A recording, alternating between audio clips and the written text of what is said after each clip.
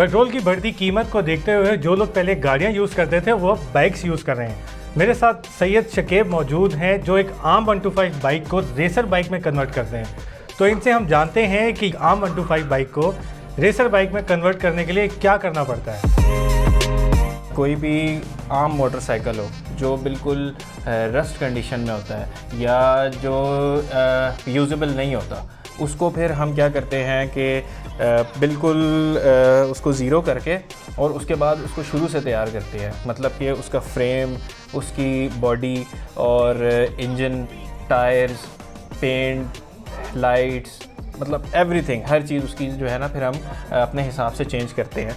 125 है, अगर मुझे उसको एक रेसर में कन्वर्ट करना है तो मेरे पास कितना बजट होना चाहिए इसको तैयार करने के लिए? रेसर में कन्वर्ट करने के लिए तकरीबन ये डिफरेंट शेप्स पे डिपेंड करता है। जैसे ये स्क्रैम्बलर है, ये बॉब है, ये कैफ़े रेसर है, तो शेप्स के हिसाब से होता है।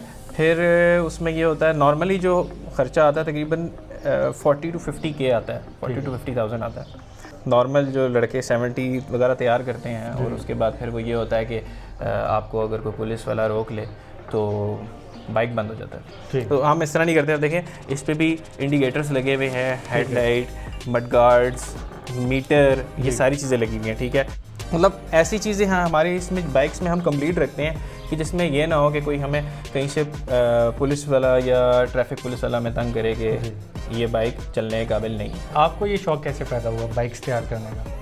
मुझे बस इसी तरह शौक़ पैदा हुआ कि मेरा एक दोस्त था, उसके पास कैफ़े रेसर था। कैफ़े रेसर में चेंजिंग ये आती है कि हैंडल्स जो है आप थोड़े स्ट्रेट बार इसमें लगाते हैं, इनकी पोजीशन थोड़ी डिफरेंट होती हैं, तो इसलिए थोड़ा सा अट्रैक्ट करती हैं। मुझे अट्रैक्ट की तो फिर मैं इस फील्ड में आया। एक बाइक बनाया, फिर 2 बनाए, फिर इस तरह। ठीक है, चलें शकीब, बहुत शुक्रिया हमसे बात करने का, और इस तरह की मज़ीद वीडियोज़ देखने के लिए आप देखते रहिए urdunews.com।